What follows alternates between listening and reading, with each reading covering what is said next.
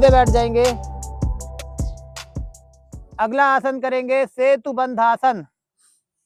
जिस प्रकार से ब्रिज होता है उसी प्रकार से हम अपनी बॉडी के आकार को बनाते हैं, उसे कहते हैं सेतु बंधासन। धीरे से लेट जाएं, पैरों को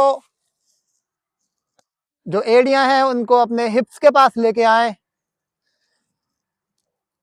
और शोल्डर जितना गैप रखें, जितने शोल्डर चौड़े हैं उसके जस्ट, पैरों के जस्ट साथ में अपने हाथों को रखें और धीरे से अपनी कमर को उठाने की कोशिश करें ऊपर की तरफ।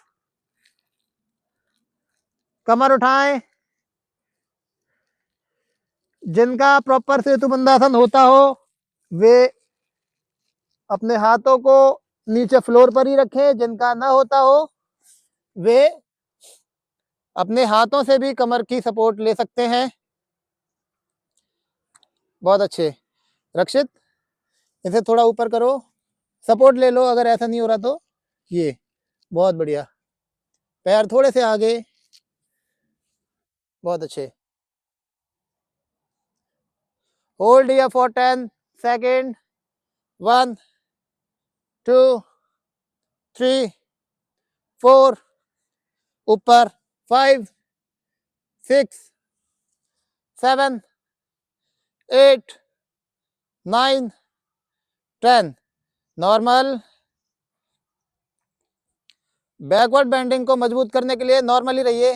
बैकवर्ड बेंडिंग को मजबूत करने के लिए बहुत अच्छा आसन है।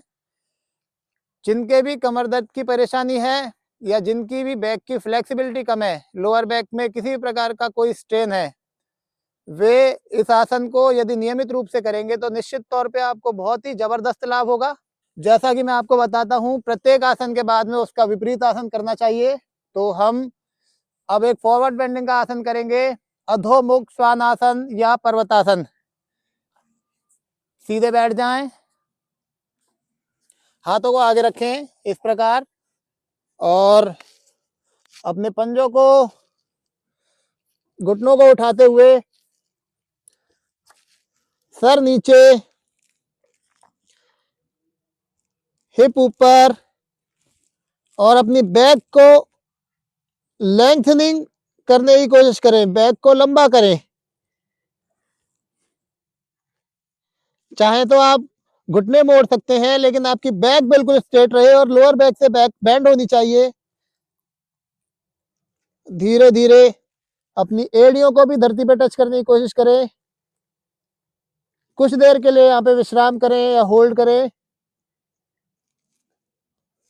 पुनः सामान्य स्थिति में आ जाएं।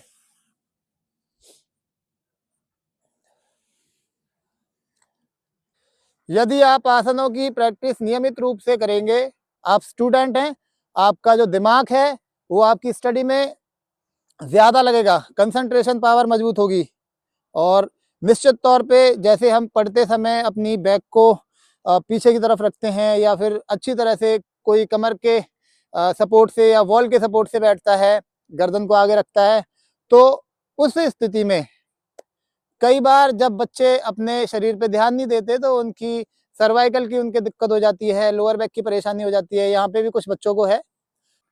यदि वे नियमित तौर पे आसनों का अभ्यास करेंगे तो आपको बहुत ही जल्द पूर्ण रूप से बेनिफिट मिलेगा और आप धीरे धीरे बिल्कुल ठीक हो जाएंगे। आपकी कमर बिल्कुल सीधी हो जाएगी, बशर्ते आप जब भी पढ़ें तो अपनी कमर को बिल्कुल सीधा करके रखा करें, सपोर्ट कम से कम लें या फिर सीधे बैठे करें। आज का सेशन कंप्लीट हुआ।